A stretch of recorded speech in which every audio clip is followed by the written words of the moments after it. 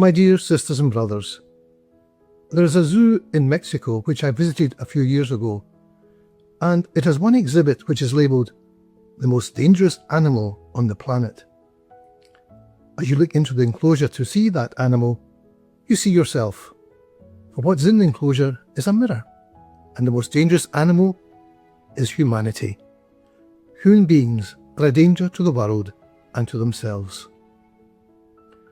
When we lock the door of our house at night, we do so to protect ourselves from our fellow human beings.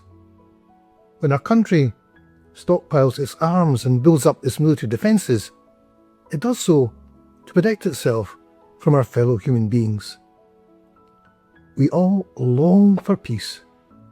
We have a deep desire for peace, yet peace is shattered by our fellow human beings.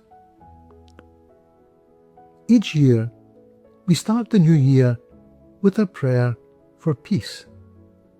But as we do so, we look around and see war and conflict, death and destruction, all caused by humanity. Every dispute arises, every fallout with a neighbour starts, every military intervention begins in the same place, the human heart. Because in our heart there is anger, bitterness, greed, envy, pride, fear. It only takes a little spark to flame a fire. The more at risk we feel, the more we take action to protect ourselves, with better locks on our door or more weapons for our army. Better locks on our door may help keep out the thief, but more arms for our army just tends to encourage our potential enemy to do the same and increase their weapons, and we end up no safer than we were before. So, our prayer for peace is not just that armies will stop fighting, that acts of terrorism and warfare will cease, that countries will live in harmony with one another.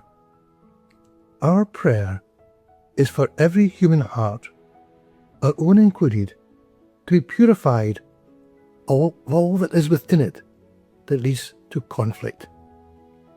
We pray for disagreements to be settled without resorting to violence, for human life to be valued as precious, and for the taking of human life to never be seen as a means to resolve human disputes.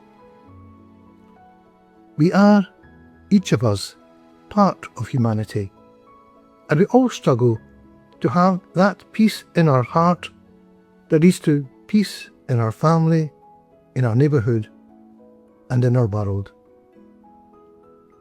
We pray for peace, since only with God's help can we overcome the human weakness that makes humanity a danger to the world and a danger to ourselves.